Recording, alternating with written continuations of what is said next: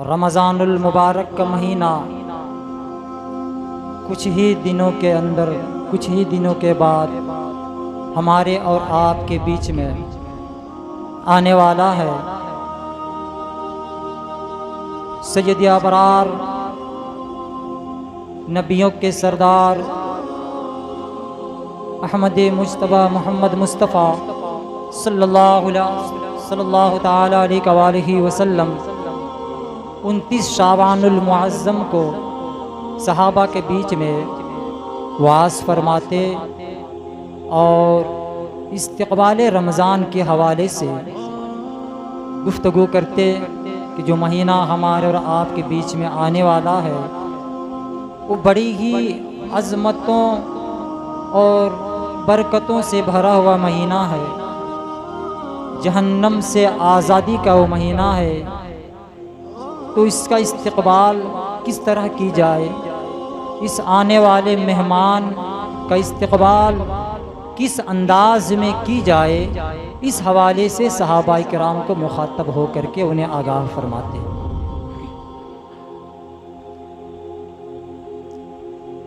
सहाबा का मजमा था। प्यारे आका अलैहिस्सलातु वस्सलाम इरशाद फरमाते हैं, मेरे सहाबा जानते हो कि तुम्हारे बीच कौन आने वाला है। सहाबा ने कहा, या रसूलुल्लाह, क्या कोई दुश्मन आने वाला है? क्या किसी गज़वे में हमें जाना होगा, किसी दुश्मन से मुकाबला करना है? अल्लाह के रसूल फरमाते हैं, नहीं, हमारे और तुम्हारे बीच जो मेहमान आने वाला है, इस हवाले से आका इरशाद फरमाते हैं, माज़ा यस्तक़बिलूना तस्तक़बिलुकुम। मेरे सहाबा जानते हो कि तुम किसकी इस्तक़बाल करने वाले हो और तुम्हारा इस्तक़बाल कौन करने वाला है। सहाबा अर्ज़ करते हैं, या रसूलुल्लाह फ़िदा का अबी व उम्मी, मेरे माँ बाप आप पे फ़िदा, मेरे आका आप ही बताएं कौन आने वाला है जिसका हम इस्तक़बाल करेंगे और वो हमारा इस्तक़बाल करने वाला है। अल्लाह के रसूल फरमाते हैं कि हमारे और आपके बीच में वो मुक़द्दस महीना आने वाला है कि जिसकी बरकतें अगर बता दी जाए तो बंदा ये आरज़ू करे कि मौला ये महीना पूरा साल ही रहे। बंदा ये आरज़ू करे कि रमज़ानुल मुबारक का महीना पूरा साल रहे। इतनी बरकतों और रहमतों से भरा हुआ ये महीना है।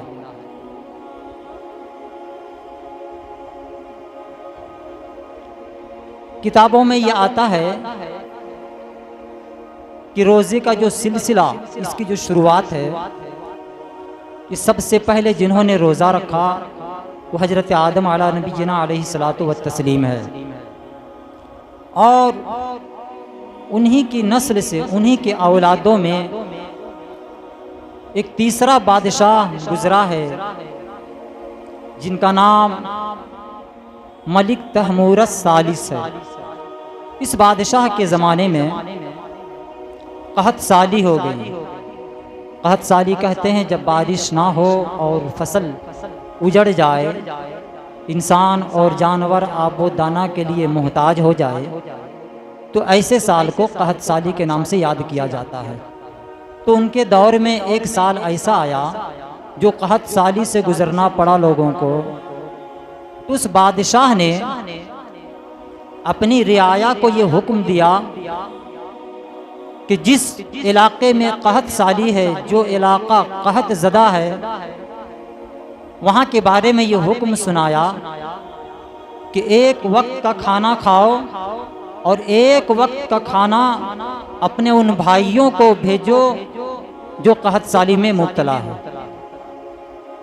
कौम ने बादशाह के हुक्म को सरो चश्म तस्लीम किया और फिर लोग एक वक्त का खाना खाते और दूसरे वक्त का खाना उस कहत ज़दा इलाके में भेजते कि उनके भाई खा करके उससे इत्मीनान हासिल करते। अल्लाह तबारक व तआला को ये अमल पसंद आ गया। वक्त की नबी पर वही भेजी कि मैं तुम्हारे इस अमल को इबादत करार देता हूँ और फिर रोज़े की फर्जियत कर दी गई। रोज़े की शुरुआत जो अवामुन्नास पर हुआ है वो वहीं से शुरुआत हुआ। फिर अल्लाह तबारक व तआला ने इस अमल को उस बादशाह के बाद जितने भी रियाया, जितने भी कौमें, नस्लें आई, सब के ऊपर अल्लाह तबारक व तआला ने रोज़े को फ़र्ज़ किया। लेकिन सबका अंदाज अलग अलग रहा, तरीक़े अलग अलग रहे, लेकिन बहरहाल तमाम उम्मतियों को इस मुशक्क़तों से गुज़रना पड़ा। हज़रत आदम अला नबीना अलैहिस्सलातु वस्सलाम रोज़े से होते, और दिगर अंबिया का भी जिक्र आता है कि हज़रत दाऊद अलैहिस्सलाम एक दिन रोज़ा रखते और एक दिन रोज़ा नहीं रखते। ये मामूलात उनका पूरी ज़िंदगी रहा। पूरे साल में एक दिन वो रोज़ा रखते, एक दिन नहीं रखते, इस तरीके से उनका साल गुज़रता था। हज़रत सुलेमान अलैहिस्सलाम के हवाले से ये बात मिलती है तारीख़ों में कि हज़रत सुलेमान अलैहिस्सलाम महीने के शुरुआत में 3 रोज़े रखते और दरमियान में 3 रोज़े रखते और महीने के आखिर में 3 रोज़े रखा करते थे। हज़रत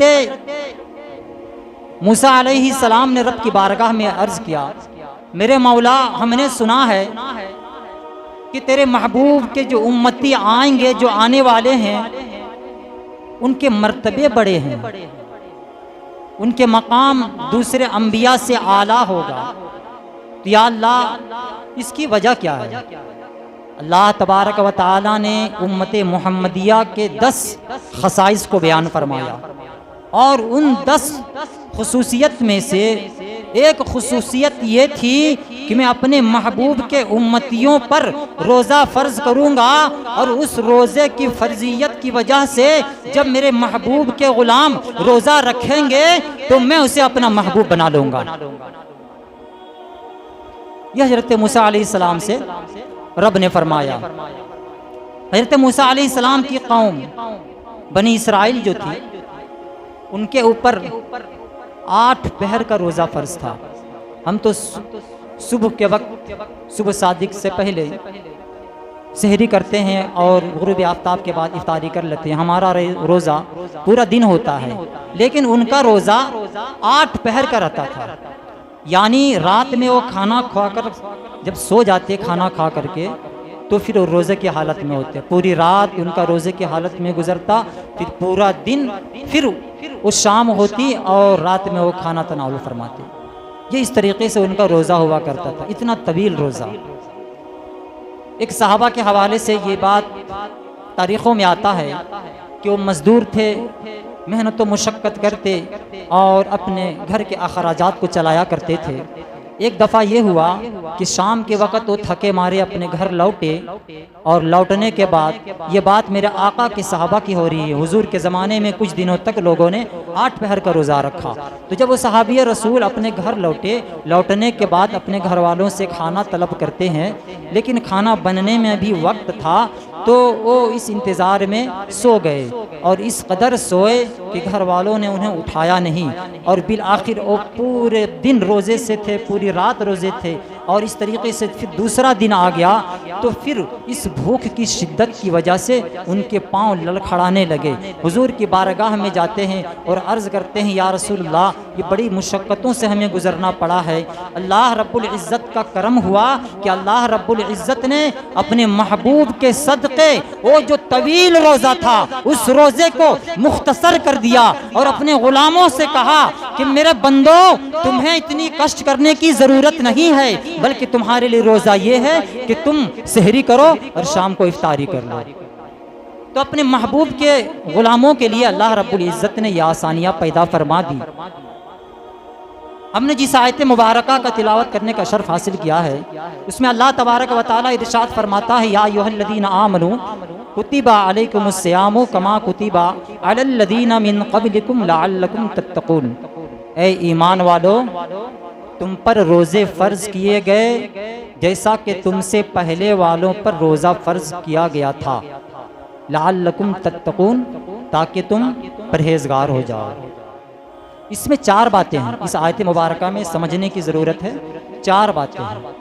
सबसे अव्वल तो अल्लाह तबारक व तआला ने ईमान वालों से मुखातब होकर फरमाया, दूसरों से नहीं कहा। जो साहिब ईमान हैं उनसे कहा। तो यहाँ से एक बात नोट करने की ज़रूरत है और समझने की ज़रूरत है कि अल्लाह तबारक व तआला ने ईमान वालों से कहा, तो हम और आप अपने अंदर झांक कर देखें, कहीं ऐसा तो नहीं कि हमारे अंदर ईमान ही ना हो। अल्लाह के रसूल सल्लल्लाहु अलैहि वसल्लम फरमाते हैं कि एक ज़माना ऐसा आएगा कि सुबह को जब लोग उठेंगे तो ईमान के हालत में होंगे और शाम होते होते वो ईमान से खाली हो जाएंगे, काफिर हो जाएंगे। सहाबा ने कहा, या रसूलुल्लाह, क्या ऐसा दौर आएगा? आका ने फरमाया, हाँ ऐसा दौर आएगा, लोगों का ईमान पर कायम रहना इतना मुश्किल होगा जैसे कि मुट्ठी में रेत को रखना। आप अगर रेत को अपने मुट्ठी में रखेंगे तो धीरे धीरे वो बाहर चला आएगा। इसी तरीके से ईमान पर कायम रहना इतना मुश्किल होगा लोगों को कि सुबह के वक्त ईमान के हालत में उठेंगे और शाम होते होते वो काफिर हो जाएंगे।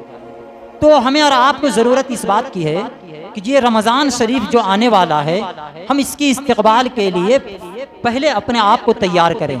कहीं ऐसा तो नहीं कि हमारे अंदर ईमान ही नहीं। जब ईमान ही नहीं तो रोज़ा, नमाज, हज, ज़कात ये सब कुछ काम नहीं आने वाला। सबसे पहला जो शर्त है इन चीज़ों की वो है ईमान। ईमान अगर आपका सलामत है तो फिर आपके बाकी सारे आमाल सलामत हैं और इसका बदला आपको दिया जाएगा। ईमान बहुत ही अहमियत और बड़ी कदर व कीमत शय का नाम है। जब हजरत शुआइब मलिक, ये इन्हें मलिकुत तिजारा कहा जाता है, यानी कि तिजारत करने वालों के बादशाह, बहुत बड़े ताजिर थे। मुसलमानों पर जब जुल्म शुरू हो गया तो मक्का से हिजरत करने का हुक्म हुआ कि मदीना तशरीफ ले जाएं, और ये भी अपना रख्त समर बांधते हैं। रख्त सफ़र बांधने के बाद ऊँट के ऊपर अपना जो मालो मता, जो तिजारत के सामान थे पूरी ज़िंदगी में जो उन्होंने हासिल की थी, ऊँट पे उसे लादते हैं और मक्का छोड़ने का इरादा करते हैं। जब वो चलने लगते हैं तो रास्ते में अबू जहल मिलता है। अबू जहल कहता है, ए शुएब, मैं तुम्हें इस माल को लेकर के मदीना नहीं जाने दूंगा, इसलिए कि अगर ये माल तुम मदीना शरीफ जाते हो और वहाँ जाकर के वहाँ के बाज़ारों में इसका तिजारत करते हो तो वहाँ के मंडियों में तुम्हारी इस तिजारत की वजह से वहाँ की माइशत मजबूत होगी। वहाँ के मालो मता, वहाँ के जो अखराजात है, वहाँ की जो ज़रूरियात है, तुम्हारी इस मालो मता से उसमें मजबूती आएगी। इसलिए मैं तुम्हें इन मालो मता के साथ, इन सामानों के साथ मदीना नहीं जाने दूंगा। शुएब मलिक ने कहा कि अगर मुझे आका की बारगाह में जाने से ये सामान रोकते हैं तो फिर ये सामान मुझे नहीं चाहिए, ये मालो मता मुझे नहीं चाहिए। और उस ऊँट के महार को अबू जहल के हाथ में वो पकड़ा देते हैं कि ये लो ऊँट और ये इसके सामान। मुझे यह बताएं कि पूरी जिंदगी की कमाई अबू जहल के हवाले जो शुएब मलिक कर देते हैं, ये कौन सी ताकत थी उनके अंदर, कौन सा जज्बा था? ये जज्बा उनका ईमान था, ये जज्बा उनका ईमान था। ईमान ने उनको माल की तरफ जाने नहीं दिया और आका की मोहब्बत में, आका से मिलने के लिए उन्हें मजबूर किया। ये ईमान की ताकत थी। कुफार मुशरिकीन ने जब मदीना पे चढ़ाई किया, जंग बदर का जो वाकया पेश आया, तो कुफार मुशरिकीन के तरफ से 1000 लश्कर चले, 1000, और उसके मुकाबले में सहाबा किराम सिर्फ 313 थे।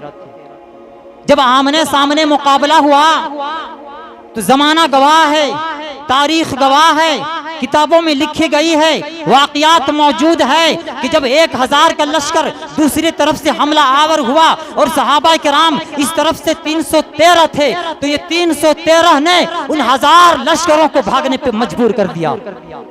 ये ताकत कहां से आई? ये ताकत उनके अंदर ईमान की ताकत थी। ये जो उन्हें उस मुश्किल हालात में साबित कदम रखा, ये ताकत जो थी उनके पीछे उनका ईमान था। ईमान ही ने उन्हें इतना मजबूत कर दिया कि 1000 लश्कर पर वो 313 भारी पड़ गए। जंग ओहद का वाक़या आप देख लें। जंग ओहद में एक दफ़ा यूं हुआ कि जब घुमसान की लड़ाई शुरू हो गई तो एक कुफ्फार का जत्था हुजूर के वजूद मुबारक की तरफ बढ़ा। जब ये बढ़ा तो उम्मे अम्मारा एक औरत थी और उसके 4 बेटे थे। चारों बेटे उस गज़वा में शामिल हुए थे। उम्मे अम्मारा ने देखा कि ये कुफारों का गिरोह मेरे आका की जानिब बढ़ रहा है, तो उम्मे अम्मारा ने अपने बेटों से कहा कि अगर मेरे दूध में सच्चाई है, अगर तुम मेरे दूध को पी करके पले बढ़े हो, तो दीवारों की तरह मेरे आका के सामने खड़े हो जाओ, ताकि जो कुफार की तरफ से तीर चले, जो तीर बरसे, वो तीर तुम्हारे सीने पे लगे, मेरे आका तक ना पहुंचने पाए। ये ताकत, ये कुव्वत, ये जज्बा किसने पैदा किया? ये ताकत ईमान की ताकत थी, ईमान की दौलत थी, जिसने आका के जस्दे अतहर तक किसी भी तीर और नेज़े को उम्मे अमारा ने पहुंचने नहीं दिया। ये ईमान की ताकत थी।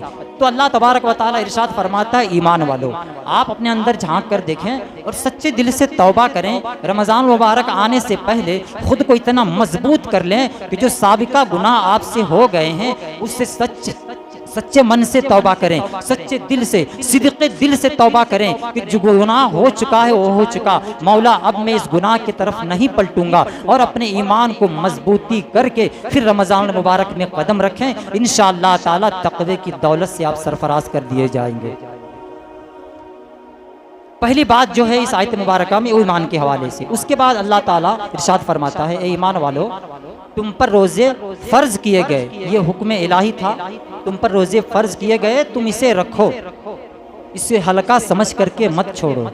अगर तुम इसे हल्का समझ करके छोड़ते हो, मेरे हुक्म का इनकार करते हो, तो ऐसे शख्स के लिए हमारे पास दर्दनाक अज़ाब है। और उन अज़ाबों में से एक अज़ाब मैं आपके हवाले करूं, हदीस पाक में ये आता है कि अगर कोई शख्स जानबूझकर एक वक्त का रोज़ा छोड़ता है, एक वक्त का रोज़ा जानबूझकर, कोई बीमारी नहीं, कोई मजबूरी नहीं, कोई परेशानी नहीं उसके साथ में, जानबूझकर रमज़ान मुबारक के एक रोज़े को छोड़ता है, तो 900 साल तक उसे जहन्नम में जलना पड़ेगा। अल्लाहु अकबर। ज़रा गौर करें, हमारी उम्र कितनी है? 70-80, ज़्यादा से ज़्यादा 80 साल, इससे ज़्यादा आज के इस दौर के लोगों की उम्र नहीं है। लेकिन अगर हम एक रोज़ा छोड़ते हैं तो हमें इसके बदले में जहन्नम में 900 साल तक जलना पड़ेगा। अल्लाह हिफाजत फरमाए हमारी और आपकी। तो अल्लाह ने इरशाद फरमाया कि तुम पे रोज़े फ़र्ज किए गए, तुम इसकी अहमियत को समझो, और आगे तसल्ली देने के लिए, अपने महबूब के गुलामों को तसल्ली देने के लिए ये अर्ज किया रब ने कि ए ईमान वालों, ये मत समझो कि सिर्फ तुम पे ही रोज़ा फ़र्ज किया गया, तुम्हें ही सिर्फ इन मुशक्क़तों से गुजारा जा रहा है, नहीं, बल्कि तुमसे पहले वालों पर भी रोज़ा फ़र्ज किया गया था। इसकी अहमियत को बताया रब ने, ताकि तुम भी रोज़ा रखो। अब होगा क्या? ये भूखे प्यासे रह करके हमें हासिल क्या होगा? इन भूखे प्यासे रहने की वजह से हमें कौन सी दौलतों से नवाजा जाएगा? तो कुरान की आयत कहता है, लअल्लकुम तत्तकून, तुम तकवा और परहेजगार बना दिए जाओगे। तकवा और परहेजगार जैसी दौलत तुम्हें अता कर दी जाएगी। और तकवा एक बहुत बड़ी दौलत है। तकवा वो दौलत है जिसे सूफिया, बुजुर्गाने दीन बड़े ही मुजाहिदे करके, बड़े ही कोशिश करके, रात को जाग कर नवाफिल की कसरत करके, अल्लाह रब्बुल इज्जत की बारगाह में तौबा इस्तग़फ़ार करके, गिरिया वज़ारी करके हासिल करते हैं। तक़वे की दौलत सबको नसीब नहीं होती, ये बहुत बड़ी शय है। लेकिन जब रमज़ान मुबारक आता है तो अल्लाह के रसूल फरमाते हैं कि इस तक़वे की दौलत को अल्लाह तबारक व तआला आम मोमिनीन पर छिड़क देता है। सुभान अल्लाह, इतनी कीमती दौलत जिस तक़वे को बुजुर्गाने दिन इतनी मेहनत व मुशक्क़त से हासिल करें, उस तक़वे को अल्लाह तबारक व तआला रमज़ानुल मुबारक के महीने में आम मोमिनीन के लिए आम कर देता है, सबके ऊपर छिड़क देता है, सारे इससे हासिल करें, सारे इससे मुस्तफ़ीज़ हों। ये मेरा रब कितना रहमान है, कितना रहीम है, कितना करीम है। ज़रूरत इस बात की है कि हमारा आप इस तरफ ध्यान दें कि हमारे कौन से अमाल से हमारा रब हमसे राज़ी होगा। ज़रूरत इस बात की है कि हमें और आपको अपने गुनाहों से तौबा करना चाहिए। अल्लाह तबारक व तआला की बारगाह में सच्चे दिल से तौबा करके, तौबा इस्तग़फ़ार करके रोज़े में दाखिल होने की हमें और आप कोशिश करनी चाहिए। अल्लाह तबारक व तआला अपने बंदों के लिए बहुत आसानियां फरमाया, जो मुश्किलें थी उसे आसान कर दिया ताकि तुम आसानी के साथ रोजे रख सको। जो 8 पहर रोजा रखते थे अब उसे हटा करके सिर्फ सुबह से शाम तक कर दिया ताकि उम्मत मोहम्मदिया इस रोजे को ना छोड़े। अब इसके बावजूद भी अगर कोई सुस्ती और काहिली से काम लेता है और रोजे को नहीं रखता तो बताएं ये कितनी बड़ी बदबख्ती और कम नसीबी की बात है। इससे कबल कि मैं आपको आगे और कुछ बताऊं, आइए आका की बारगाह में एक बार और दुरूद पाक पढ़ लें। अल्लाहुम्मा सल्ली अला सय्यदना व शफीना व नबीना मौलाना मुहम्मदिन व बारिक सल्लिम सल्लु अलैहि सलातु व सलामुन अलैका या रसूलुल्लाह या हबीब अल्लाह सल्लल्लाहु ताला अलैहि वसल्लम। मुख्तसर अंदाज में जल्द में मैं आपको एक ऐसा वाक़या बताऊं जिससे आपको रमज़ानुल मुबारक के रोज़े की अहमियत को समझ में आए। सिहा सित्ता में सुनने इब्ने माजा में ये हदीस पाक मौजूद है जिसके रावी हजरत तलहा बिन जुबैर रज़ी अल्लाह ताला वो अर्ज करते हैं कि 2 शख्स आका की बारगाह में आए और आ करके मुसलमान होने के लिए ख्वाहिश जाहिर की कि मेरा आका मुझे कलमा पढ़ा करके मुसलमान बनाए। प्यारा आका अलैहिस्सलातु वस्सलाम ने कलमा पढ़ाकर उन्हें इस्लाम में दाखिला ले लिया।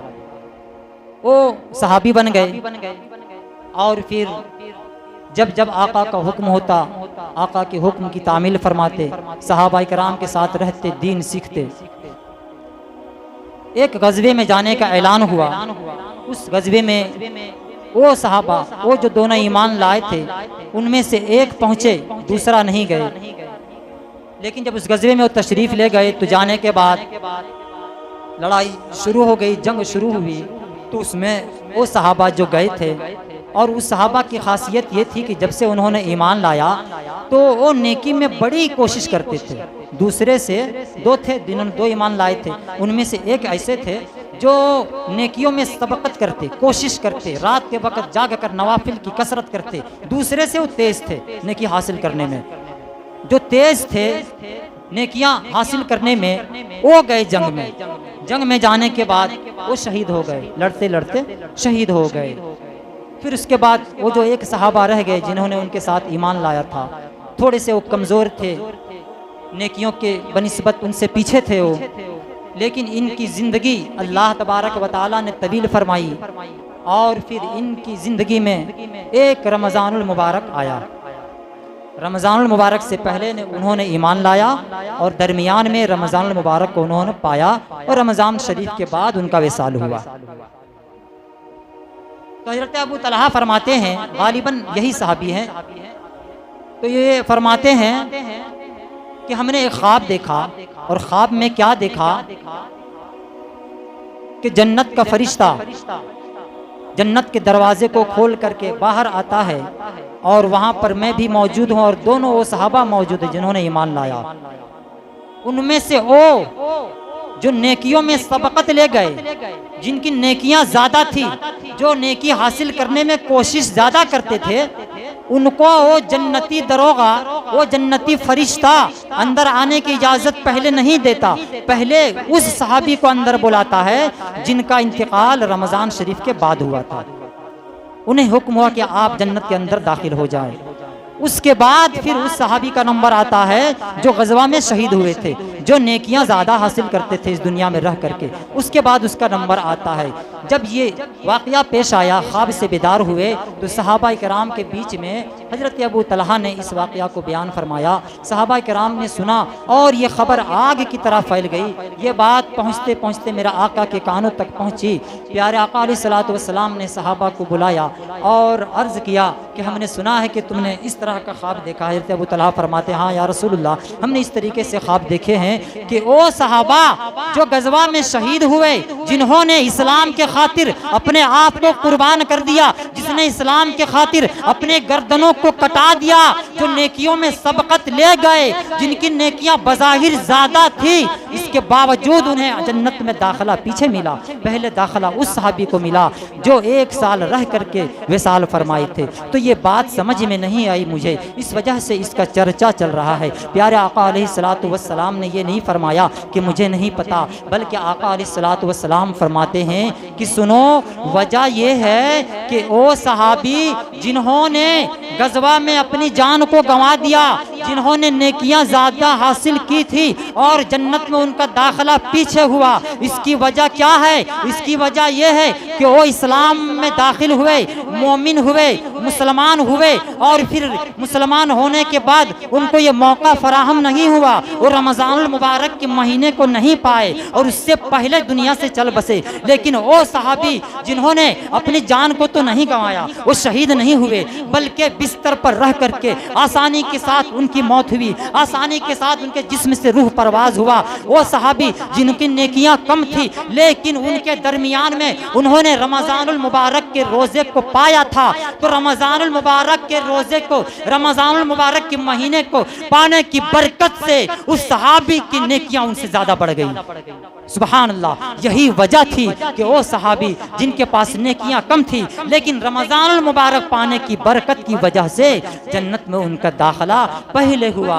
ऐसे तो जितने भी सहाबा हैं सबके मकाम बुलंद हैं, सबके मकामात ऊंचे हैं। हमें और आपको चाहिए कि हम और आप सहाबा किराम के नक्श कदम, उनकी तारीख़ का मुताला करके उनकी ज़िंदगी जिस तरीके से गुजरी है उनके हवाले से हमें और आपको चाहिए कि कोशिश करें, हत्तल इम्कान जहाँ तक हो सके अपने अंदर बदलाव लाने की कोशिश करें। और जो रमज़ानुल मुबारक का ये मुक़द्दस महीना आने वाला है, इसमें हम और आप तौबा इस्तग़फ़ार करके अल्लाह की बारगाह में गिरिया वज़ारी करके सच्चे मन से खुद को मुजरिम बनाकर अल्लाह की बारगाह में पेश करें और रोएं, गिड़गिड़ाएं, ताकि आपके जो साबिक़ा गुनाह हुए हैं, जो आपने पहले गुनाह कर चुका है, वो उसकी माफ़ी मिल जाए। फिर इसके बाद आप अगर रमज़ानुल मुबारक में आते हैं तो इसकी जो मुक़द्दस जो बरकतें हैं, रहमतें हैं, इससे आप मुस्तफ़िज़ होंगे और इसके फयूज़ व बरक़ात से आप माला माल होंगे। याद रखें, तौबा करने से अल्लाह तबारक व तआला उस बंदे से खुश होता है। यही वजह है कि कुरान में एक दफ़ा नहीं, दो दफ़ा नहीं, बल्कि मुतवातिर 12 रब ने कहा कि जितना ज़्यादा हो सके तुम तौबा करो। इन्नल्लाह युहिब्बुत तव्वाबीन व युहिब्बुल मुतत्तहिरीन। बेशक अल्लाह ज़्यादा तौबा करने वाले को पाक कर देता है। गुनाह हमसे होना है, होता रहता है। हम अपने गुनाहों से पछतावा जरूर करें, लेकिन रब की रहमत से मायूस ना हो। अल्लाह तबारक व तआला बख्शने वाला है, गफूरुर रहीम है। इस रमज़ानुल मुबारक में कभी कभी ऐसा, कभी कभी क्या बारहा ऐसा देखने को मिलता है कि ये रमज़ानुल मुबारक जिसमें लोग रोज़ा रख रहे होते हैं और फिर नमाज और तरावी की पाबंदी भी कर रहे होते हैं, इसके बावजूद गुनाहों की तरफ पलटते हैं। रोज़ा भी रखते हैं, रिश्वतखोरी भी चालू रहता है। रोज़ा भी रखते हैं और अपने पड़ोसी का हक दबाने में भी पीछे नहीं रहते। नमाज भी पढ़ रहे होते हैं, मुसलमानों का दिल दुखाने में भी लगे रहते हैं। नमाज भी पढ़ रहे होते हैं, झूठ चुगली बुराई ग़ीबत भी नहीं छोड़ती। तो इसकी वजह क्या है? अल्लाह के रसूल सल्लल्लाहु अलैहि वसल्लम ने फरमाया, इदा जा रमज़ान ज़ुलज़िलति शयातीन, जब रमज़ान आता है तो शैतान को जकड़ दिया जाता है। तो जब शैतान को जकड़ दिया गया तो फिर वो कौन सी ताकत है, वो कौन सी शय है जो हमें इन गुनाहों की तरफ लेके जाता है? आप इसे समझने के लिए हज़रत आदम अला नबीना अलैहिस्सलातु वस्सलाम की बारगाह में आए कि जब हज़रत आदम अला नबीना अलैहिस्सलातु वस्सलाम को सजदा करने का हुक्म हुआ फरिश्तों को कि मेरे शाहकार को सजदा करो, तो तमाम फरिश्तों ने सजदा किया सिवाय इबलीस का। इबलीस ने सजदा नहीं किया, उस शैतान ने सजदा नहीं किया। तो क्या उस शैतान, उस इबलीस से पहले भी कोई शैतान था जिसने उसे बहकाया? तो इसका जवाब यह है कि नहीं, उससे पहले कोई शैतान, कोई इबलीस नहीं था, बल्कि इंसान के मालो मता और उसकी तकवा परहेजगारी, उसकी कीमती शय लूटने के लिए इंसान के दो दुश्मन हैं। एक तो शैतान है, दूसरा नफ्स है। नफ्स हमारे अंदर जो मौजूद है, शैतान तो बांध दिया जाता है, जकड़ दिया जाता है जंजीरों में, लेकिन ये नफ्स नहीं जकड़ा जाता, ये हमारे अंदर मौजूद है और यही उन गुनाहों की तरफ हमें लेके जाता है। तो सवाल ये बनता है कि इससे छुटकारा कैसे हासिल की जाए? इसको समझने के लिए डॉक्टर अल्लामा इकबाल की बारगाह में आप अगर चलते हैं तो वो अपने पीरो मुर्शिद इमाम जलालुद्दीन सुयूती अलैहि रहमा की बारगाह में ले जाते हैं और वो ऐसे बुजुर्ग, ऐसे हस्ती का पता बताते हैं जिनके बारे में वो खुद कहते हैं कि वो सातों शहर, मोहब्बत के सातों शहर को बुजुर्ग घूम चुके हैं और मैं पहले शहर के पहले नुक्कड़ पे खड़ा हूँ। आप अंदाज़ा लगाएं कि उस बुजुर्ग, उसके मर्तबे कितने आला और बुलंद मकाम होंगे। जब हज़रत जलालुद्दीन सुयूती अलैहि रहमा उनकी बारगाह में गए, शेख फरीदुद्दीन अत्तार उनकी बारगाह में, तो शेख फरीदुद्दीन अत्तार कहते हैं कि शैतान को तो जकड़ दिया गया लेकिन नफ्स को नहीं जकड़ा जा सकता, नफ्स को बांधा नहीं जा सकता, बल्कि उसे कमज़ोर किया जा सकता है, नफ्स को कमज़ोर किया जा सकता है। लेकिन जिस शख्स के अंदर 3 खसलतें होगी, मैं ये बहुत कीमती बात आपके सामने पेश करने जा रहा हूँ, आप रमज़ान मुबारक में इसे आज़माएं। इंशाअल्लाह ताला ये नफ्स की वजह से जो आप बुराई की तरफ जाते हैं, आप उससे बचते हुए नजर आएंगे। उस शेख फरीदुद्दीन अत्तार अलैहि रहमान ने कहा कि 3 चीजें जिसके अंदर मौजूद होगी उसका नफ्स भी कुछ बिगाड़ नहीं सकेगा। वो 3 चीजें क्या है? भूख, और दूसरा है खामोशी, तीसरा है तन्हाई। आप इन चीजों को गौर से सुने, तन्हाई और खामोशी और भूख। खामोश रहने में निजात है। अल्लाह के रसूल फरमाते हैं, अगर बोलो तो हक बोलो, सच बोलो, वरना खामोश रहो, खामोशी में निजात है। आप सुबह से लेकर शाम तक गौर कर लें, हम ज़्यादातर गुनाह इस ज़बान के ज़रिए से करते हैं। ज़बान से हम किसी को तकलीफ देते हैं, ज़बान से किसी की चुगली, बुराई, गीबत, गाली गलोज, ये सारे गुनाहों के फसाद अगर आप देखते हैं तो ये ज़बान ही है, जिस ज़बान के बारे में मेरे आका ने फरमाया कि अगर तुम 2 चीज़ों की ज़मानत मुझे दे दो तो मैं मोहम्मद तुम्हें जन्नत की ज़मानत देता हूँ। सुभान अल्लाह। 2 चीज़ें, एक तो वो जो तुम्हारे 2 जबड़ों के दरमियान में यानी ज़बान, और दूसरा वो जो तुम्हारे 2 टांगों के दरमियान में यानी शर्मगाह, हमारी इज्जत। इन 2 चीज़ों के बारे में अगर तुम ज़मानत दे दो कि इसकी तुम हिफाजत करते हो तो मैं मोहम्मद तुम्हें जन्नत की ज़मानत देता हूँ। तो ये खामोशी, ये ज़बान हमें गुनाहों की तरफ लेके जाता है। अगर कोई शख्स अपनी ज़बान पे कंट्रोल कर ले तो यकीनन रोज़े की हालत में भी गुनाहों से बचता हुआ नजर आएगा।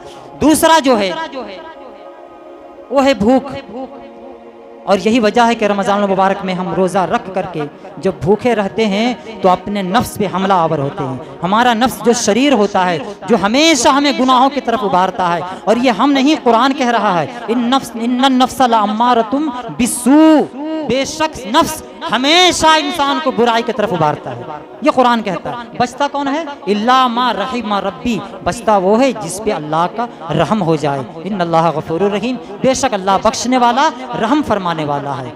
तो भूखे रहने से वो नफ्स हमारा जो है वो कमज़ोर होता है। यही वजह है कि जवानों के गिरोह से मेरा आका इरशाद फरमाते हैं कि जवानों के गिरोह, अगर तुम जवान हो गए हो, तुम्हारे पास ताकत है कि तुम शादी करके अपने अहलो अयाल और अपनी आने वाली ज़ौजा के अखराजात को उठा सकते हो तो फिर निकाह कर लो, और अगर इसकी ताकत नहीं रखते तो फिर रोज़ा रखो ताकि तुम अपने नफ्स पे कंट्रोल कर सको। तीसरा जो अहम है वो तन्हाई है। आप देख लें इस ज़माने में 10 लोग जहाँ जमा होते हैं शायद ही वो दीन की बात करते हैं, ज़्यादातर उन लोगों का जिक्र होता है जो वहाँ मौजूद नहीं होते, और उनकी चुगली, बुराई, उनके अंदर जो कमी होती है सिर्फ ये बात चल रही होती है, क्योंकि ये शैतान की तरफ से होता है। तो ऐसे मजलिस में जाने से बेहतर है कि आप तन्हा रहें, ऐसे मजलिस में बैठने से बेहतर है कि आप तन्हाई में रहें, तन्हाई में इख्तियार करें, ज़्यादा बेहतर है। बुजुर्ग फरमाते हैं कि एक सूफी, एक मुकम्मल, एक आमिल और मुसलमान बंदे के लिए सबसे बेहतर जगह जो है वो अल्लाह का घर मस्जिद है। उसके बाद अगर कोई दूसरी जगह बेहतर है तो कोई एक नेक और सालेह मर्द की सोहबत है, नेक और सालेह मर्द की सोहबत है। और इसके अलावा जितनी भी जगह हैं वो सब के सब तुम्हें हलाकत में डालने वाली है। अगर चाहते हो कि गुनाहों से महफूज रहो तो मस्जिदों में आ जाओ, अगर चाहते हो कि गुनाहों से महफूज रहो तो किसी नेक बंदे से दोस्ती कर लो, इंशाअल्लाह तबारक व तआला उसकी सोहबत की बरकतों से तुम गुनाहों से बचते हुए नजर आओगे। बस इस ऐलान के साथ और इस उम्मीद के साथ कि जो आने वाला रमज़ानुल मुबारक है उसमें आप ये कोशिश करें अपने आप को और अपने अहलो अयाल को एक दफ़ा ही सही बैठ करके सिद्क़े दिल से एक मजलिस कायम करें और सिद्क़े दिल से खुद भी तौबा करें और उन लोगों को भी तौबा कराएं कि जो गुनाह हो चुके हैं। इंशाअल्लाह ताला अल्लाह के रहम व करम से आइंदा हम गुनाह नहीं करेंगे। अगर कोई बेनमाजी है तो अभी से वो अहद कर लें और तौबा कर लें कि मौला ताला जो ज़िंदगी बेनमाजी होकर हमने गुजारा, आने वाली ज़िंदगी में इंशाअल्लाह ताला हम उन नमाज़ों की कज़ा भी करेंगे और नमाज पंजगाना की हिफाजत भी करेंगे। अल्लाह से तौफीक मांगें इंशाअल्लाह तबारक व ताला। अल्लाह की रहमतें इस महीने में झमाझम बरसती है। आप अगर सच्चे दिल से तौबा करेंगे तो अल्लाह की रहमत से उम्मीद है कि आप बख्शे भी जाएंगे और आपके दर्जात बुलंद भी किए जाएंगे, आपके गुनाहों को नेकियों में तब्दील भी कर दिया जाएगा और आपके दर्जात को बुलंद करके उन बंदों में अल्लाह शुमार फरमा लेगा जिन बंदे से अल्लाह तबारक व ताला राज़ी है। अल्लाह तबारक व ताला की बारगाह में दुआ हूँ कि मौला ताला जो आने वाला रमज़ानुल मुबारक है हमें उससे कदर करने की तौफीक और रफ़ीक अता फरमाए। इस रमज़ानुल मुबारक के तमाम रोज़े को हमें रखने की तौफीक और रफ़ीक अता फरमाए। ज़्यादा से ज़्यादा इस महीने में नेकियां हासिल करने और गुनाहों से बचने की तौफीक और रफ़ीक अता फरमाए। व आखिर दावाना अनिल हम्दुलिल्लाहि रब्बिल आलमीन। अस्सलामु अलैकुम व रहमतुल्लाहि ताला व बरकातुहू।